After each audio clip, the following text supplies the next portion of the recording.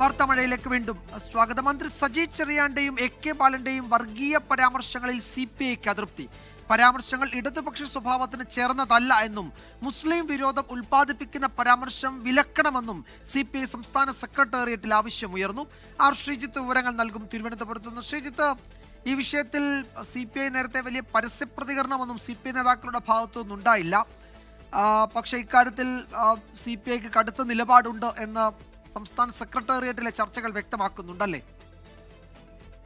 വിജയകുമാർ, ഇന്ന് ചേർന്ന CPI സംസ്ഥാന സെക്രട്ടേറിയറ്റിൽ പൊതു രാഷ്ട്രീയ സ്ഥിതികളുടെ അവലോകനം നടക്കുമ്പോഴാണ് AK ബാലന്റെയും മന്ത്രി സജി ചെറിയാന്റെയും വർഗീയ പരാമർശങ്ങൾക്കെതിരെ വിമർശനം ഉയർന്നത്. ഇടതുപക്ഷ നേതാക്കൾക്ക് ചേർന്ന പ്രതികരണമല്ല AK ബാലനെന്നും അതോടൊപ്പം തന്നെ മന്ത്രി സജി ചെറിയാനെന്നും ഉണ്ടാകുന്നത് എന്ന വിമർശനമാണ് പൊതുവിൽ ഉയർന്നത്. മതേതര മൂല്യങ്ങൾ ഉയർത്തിപ്പിടിക്കേണ്ടവരാണ് കമ്മ്യൂണിസ്റ്റുകാർ, എന്നാൽ അതിന് നിരക്കാത്ത പ്രതികരണങ്ങൾ ഉണ്ടാകുന്നു.